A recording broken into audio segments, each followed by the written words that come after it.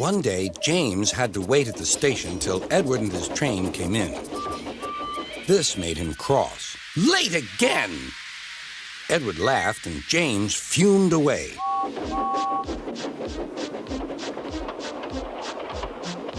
After James had finished his work, he went back to the yard and puffed onto the turntable.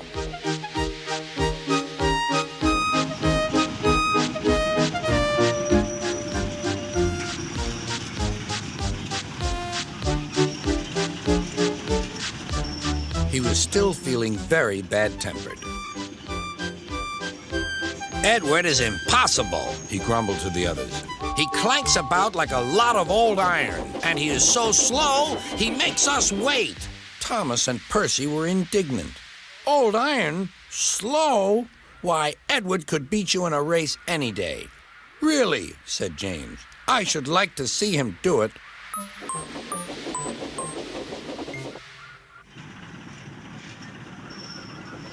Next morning, James's driver was suddenly taken ill. He could hardly stand, so the fireman uncoupled James ready for shunting. James was impatient. Suddenly, the signalman shouted. There was James puffing away down the line. "All traffic halted," called the signalman. Then he told the fireman what had happened. Two boys were on James's footplate fiddling with the controls. Phew! They tumbled off and ran when James started. The signalman answered the telephone. "Yes? He's here. Right. I'll tell him. The inspector's coming at once. He wants a shunter's pole and a coil of wire rope." "What for?" wondered the fireman. "Search me, but you'd better get them quickly." The fireman was ready when Edward arrived.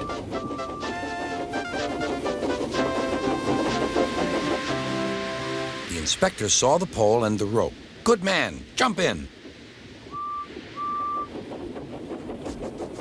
We'll catch him, puffed Edward. James was laughing.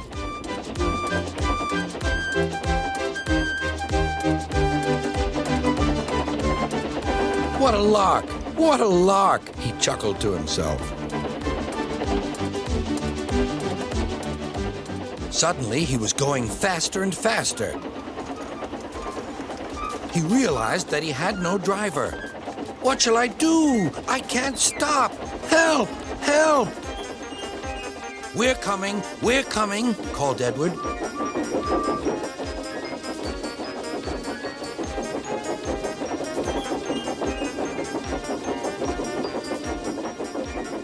Edward was panting up behind with every ounce of steam he had. At last, he caught up with James.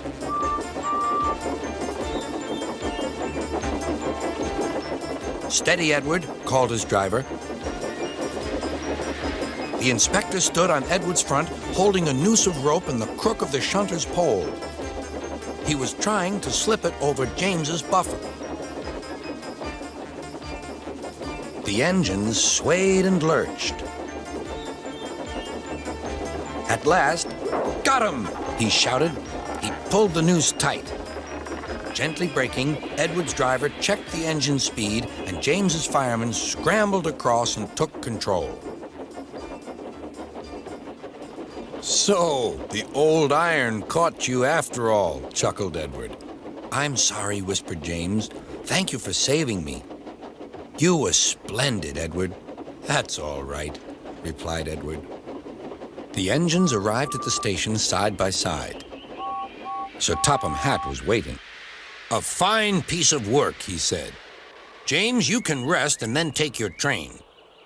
"I'm proud of you, Edward. You shall go to the works and have your worn parts mended." "Oh, thank you, sir," said Edward. "It'll be lovely not to clank."